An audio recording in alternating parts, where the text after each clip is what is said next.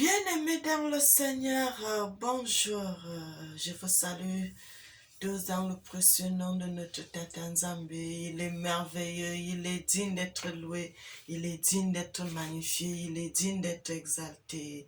Le Seigneur dit, venez à moi, vous tous qui êtes fatigués et chargés, et je vous donnerai du repos.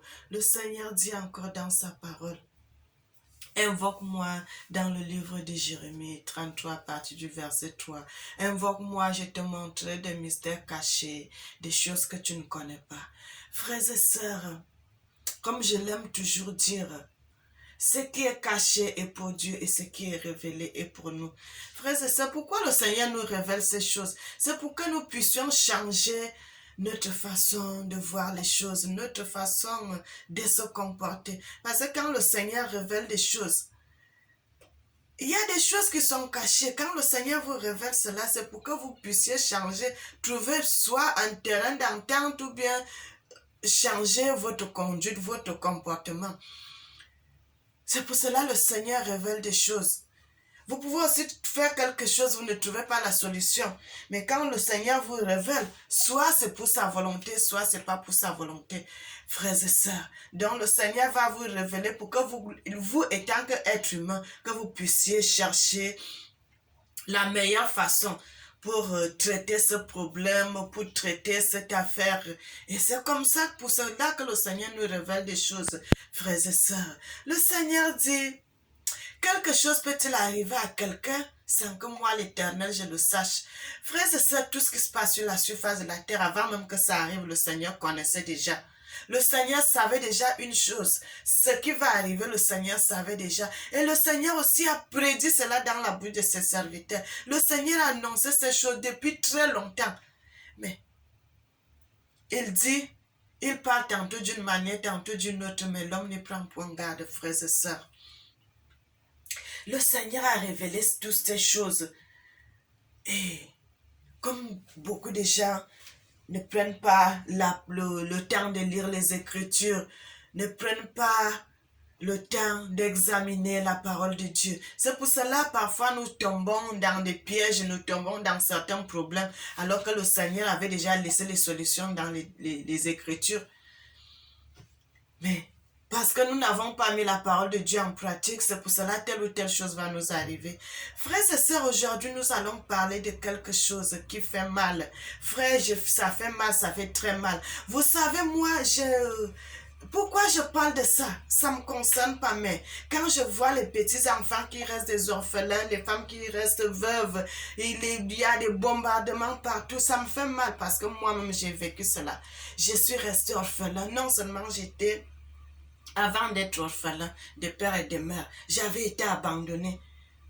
Et quand je vois des choses comme ça, là, ça me touche beaucoup. Ça me touche beaucoup, ça me touche tellement. C'est pour cela, quand le Seigneur m'a montré cela dans les Écritures, j'ai dit, je ferai une vidéo. Frère, même si les gens ne vont pas pratiquer cela, mais le Seigneur avait déjà parlé de ça. Le Seigneur a parlé de ça dans la bouche de beaucoup de prophètes qui sont passés avant nous, qui étaient des vrais prophètes qui ont prophétisé la part de l'Éternel. Mais c'est pour cela, je vais vous montrer les passages, frères et sœurs. Le Seigneur nous a parlé de la guerre qui se passe aujourd'hui dans le pays de l'Ukraine. Frères et sœurs, le Seigneur a parlé de ça à travers la bouche de son serviteur Jérémie. Vous savez que Jérémie était un grand prophète, c'était un homme qui servait Dieu dans l'intégrité. Le Seigneur l'avait parlé. Non seulement à lui, le Seigneur a parlé de ces choses à beaucoup de personnes. Avant même que le Seigneur vienne parler à Jérémie, le Seigneur avait déjà codé cela dans ses Écritures, frères et sœurs, qu'il y aura telle ou telle chose. Bien aimé, tout ce qui se passe sur la surface de la terre aujourd'hui, c'est déjà écrit. Ça part seulement vers l'accomplissement de ce que le Seigneur avait dit. Ça va dans le bon sens, ça va dans le mauvais sens. Ça suit le cours des événements, ça suit la parole de Dieu, ça suit tout ce que le Seigneur avait dit. Notre ancêtre Salomon a dit, vanité de vanité, tout n'est que vanité, poursuit devant. Tout ce qui se passe aujourd'hui là, frère, ça a déjà été et ça revient. C'est la même chose, c'est les mêmes choses qui reviennent, ça passe, ça revient, ça passe, ça revient, ça passe, ça revient. Les pantalons taille d'éléphant qu'on commence encore à porter aujourd'hui, il y a très longtemps, à une époque, là, les gens ont porté. Et ça revient encore aujourd'hui, frère, c'est ça. Il a vu, il a fait tout, il a marché, il a voyagé, il a vu que vanité de vanité, tout n'est que vanité et poursuite devant. Donc, tout ce qui se passe sur la surface de la terre, si tu marches selon la volonté de Dieu, si tu marches selon les Écritures, frères et sœurs, tu connaîtras beaucoup de choses et tu seras appelé homme sage. Nous allons lire les Écritures dans le livre de Jérémie, frère. Je vais vous montrer cela dans les Écritures. Ce que le Seigneur avait dit par rapport à ce qui se passe maintenant. Frères et sœurs, vous savez, la famine qui est sur la surface de la terre aujourd'hui, ça a déjà été écrit dans les Écritures. Ça a déjà écrit dans les Écritures depuis très longtemps. Le Seigneur avait déjà mis cela dans les Écritures qu'il y aura la famine. Après le coronavirus, il y aura la famine. Et voilà ça aujourd'hui. Il y a la famine, il y a la famine, il y a la famine. La vie devient tellement chère. Il y a des catastrophes, il y a tout, il y a tout. Nous voyons cela étrange parce que les gens ne lisent pas la Bible. Mais le Seigneur avait déjà mis ces choses dans les Écritures. C'est là, c'est dans les livres. Tout ce que le Seigneur a dit, ça exécute la parole de Dieu. Vous voyez comment les mers montent. Vous voyez comment il y a les inondations. Vous voyez comment il y a les feux de forêt. Cela suit la parole de Dieu. Cela suit la parole de son Créateur. Nous allons lire le livre de Jérémie. La Bible nous dit dans le livre de Jérémie, le Seigneur dit, je vais commencer au verset 3. Au bruit que feront les sabots des étalons en frappant le sol, en fracas et des chars, de tumulte de ses roues, vraiment, les pères ne se tourneront pas vers les fils parce que leurs mains seront retombées. À cause du jour qui vient pour piller dans les Philistins, pour retrancher Tyr de Sidon, tout survivant qui venait en aide, car Dieu pille les Philistins qui sont les restes de l'île de Captor. Nous allons encore aller dans un autre passage, frères et sœurs, dans le livre d'Ézéchias, Ézéchiel 25. Vous allez voir quelque chose que le Seigneur nous... Je vais dans plusieurs pages pour vous montrer vraiment, parce que je voudrais que ça sorte le nom vraiment que le Seigneur a dit dans les Écritures. Parce que en lisant le Jérémie, ça a dit, mais ça n'a pas bien exécuté les choses. Mais je vais vous montrer cela dans les Écritures, encore dans un autre livre, frères et sœurs. Vous allez voir ce que le Seigneur a dit, parce que Jérémie a parlé, mais il a parlé cela en code. Et je vais vous montrer dans un autre passage. Nous allons lire plusieurs passages, frères et sœurs. Vous allez voir ce que le Seigneur nous dit dans les Écritures. C'est bien de lire les Écritures. Dans Amos 1, nous allons d'abord aller dans le livre d'Amos 1 à partir du verset 8. Amos 1 à partir du verset 8, il dit, oui, est-ce bon, je retrancherai les habitants de Kébon, celui qui tient le sceptre. Oui, je ramènerai ma main en Écron. Frères et sœurs, voilà, c'est ce que je voulais voir. Sur Écron, et ceux qui restent des Philistins devront périr, a dit le souverain Seigneur Yah.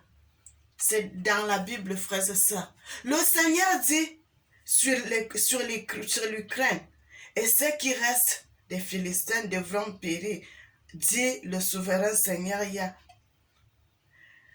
Frères et sœurs, est-ce que il n'y a pas moyen de pouvoir arrêter?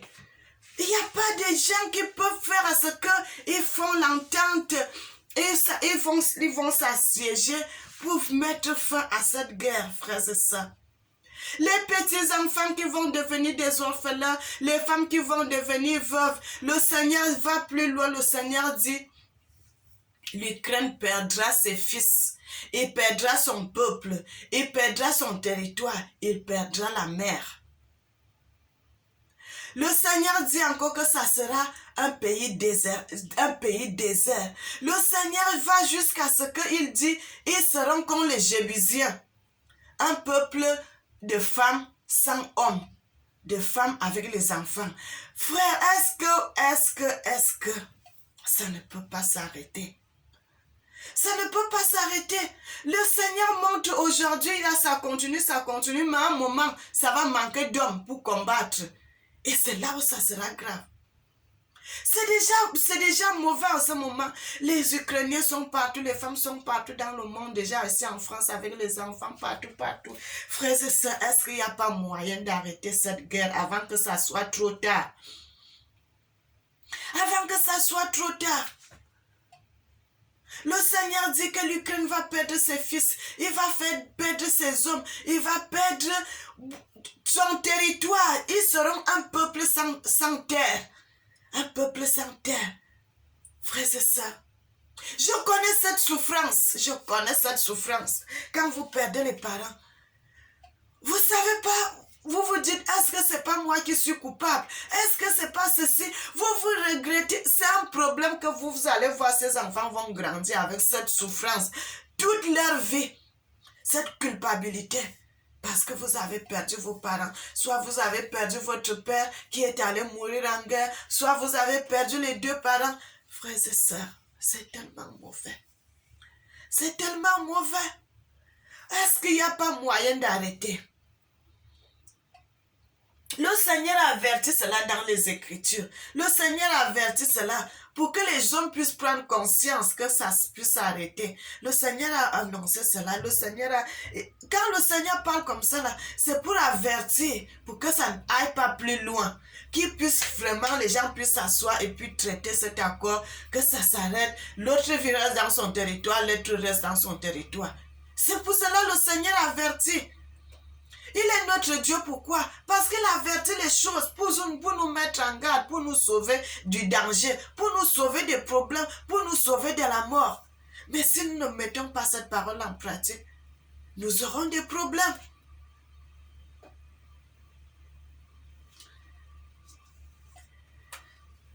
Le Seigneur dit des choses. Comment un peuple sera sans terre, frères et sœurs? Le Seigneur parle. Là, ça fait mal. Ça fait très mal.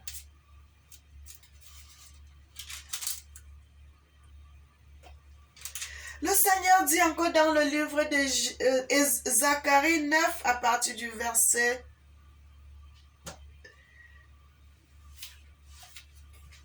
Zacharie 9, à partir du verset 7.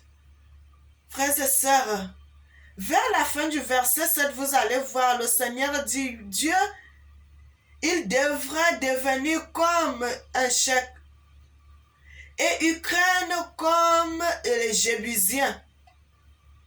Oui, je camperai comme avant-poste pour ma maison. Le Seigneur dit, les Ukrainiens seront comme les Jébusiens. Ils n'auront pas de terre. Parce qu'ils seront éparpillés dans le monde entier.